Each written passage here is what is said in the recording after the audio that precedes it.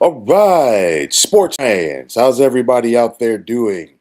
William Martin coming at you one more time here on YouTube with another edition of the 300 Pounds of Sports Knowledge Podcast. So, sports at all levels, okay, they're all about feel good stories. And is there a better feel good story this year in college basketball, excuse me, than what we are seeing from the Miami of Ohio Redhawks?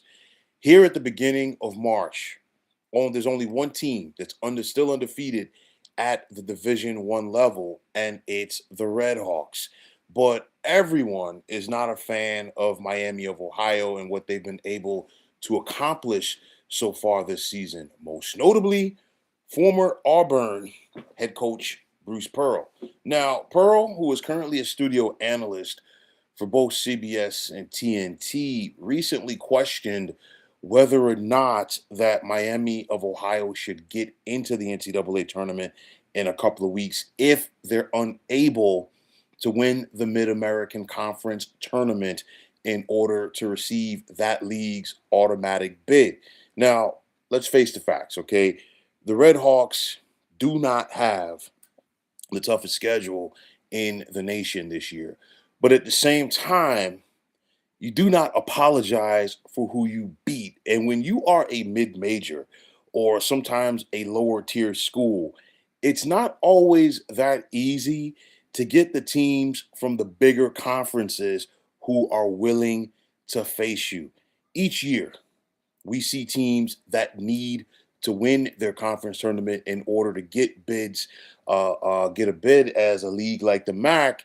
They tend to be one bid conferences. But what should be rewarded more?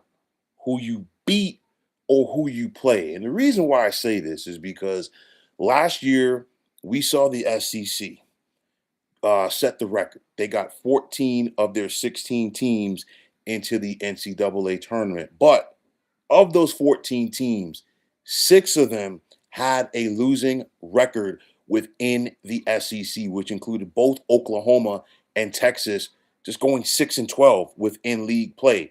And to me, it was no surprise when we saw both of them be one and done in the NCAA tournament. So I said it then and I'll say it now. Why are we rewarding teams for who they play as opposed to who they beat?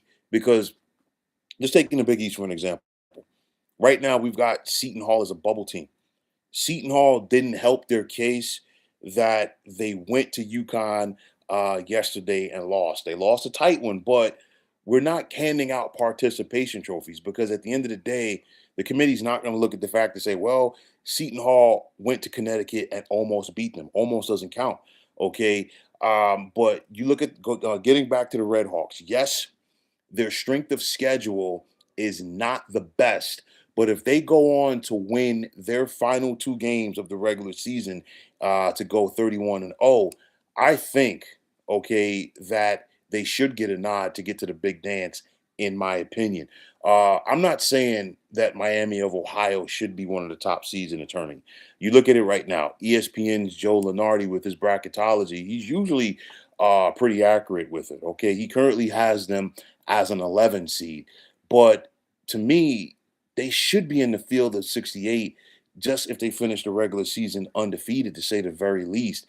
Now, there's many bubble teams around the country, okay, that are going to be extremely hopeful to see the Red Hawks win the MAC tournament, as it's going to be interesting to see what the committee does if they don't. Now, we already have a college football playoff that is rapidly becoming the exclusive province to the Power Four conferences. Every year, they keep tilting the field.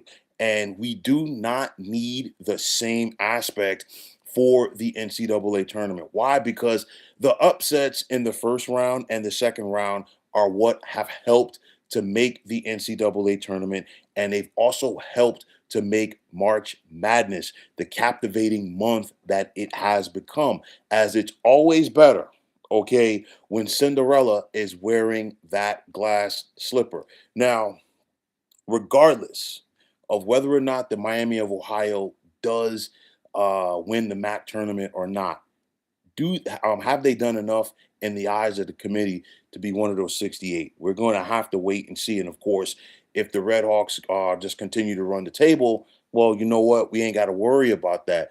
But again, their strength of schedule hasn't been the best. They've had some close calls, but at the end of the day, they've kept on winning. Now, for Bruce Pearl, some might agree with him, some might not, but nonetheless, he said the loud part even louder, as there are plenty of backers of the power conferences who feel the same way that he does. Okay. Personally, I don't agree with it because I get tired of hearing it during the college football season. We've seen it so often where, okay, if a Mountain West school played in the Big Ten, they would not go undefeated. But what happens when that Mountain West school or Conference USA school plays a Big Ten or an SEC or a Big 12 in these playoff settings and then they win? Okay, then what is the excuse going to be? Because we've seen it happen in big bowl games. Okay, and we've also seen it happen in the NCAA tournament almost every single year. And I don't think that Miami of Ohio, if they go out there and run the table in the regular season, I don't think that they should be penalized. And here's why. Because you look at this thing right now, more likely than not, we are not going to see the same Red Hawks team next year. Why? Because you look at the job that Travis Steele, their head coach, has done not only this year but also last year. Miami of Ohio went 25 and 9 last season, and in each of his 4 years there, their win total has increased. So I guarantee you that there are bigger schools that are going to be looking for a head basketball coach. They've got their eyes focused on Travis Steele. And if Travis Steele gets one of these jobs in this current era of the transfer portal and the NIL, guess what?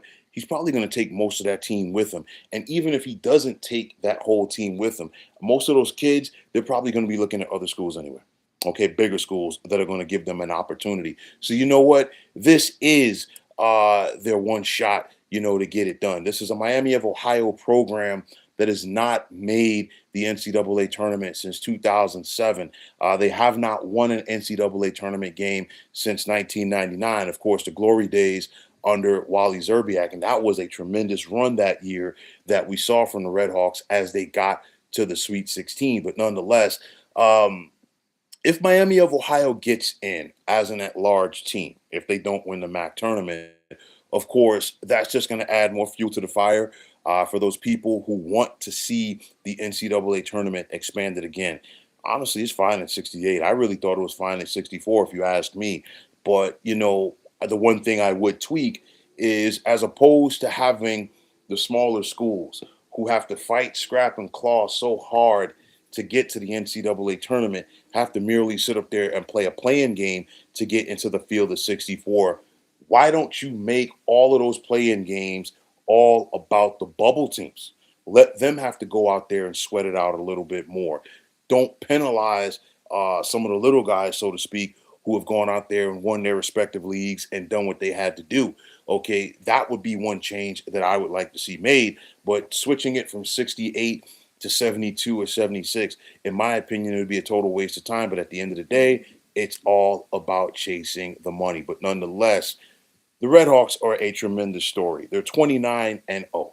Okay, they have 7 players who are currently averaging double figures, and the only thing that stands between them and an undefeated regular season is a home game against Toledo tomorrow, Tuesday night, and then they're at Ohio, which is a big rivalry game this Friday night, and then of course it's on to the MAC tournament. But again, like I said, one of the best stories of this college basketball season has been what Travis Steele's Miami of Ohio team has been able to do.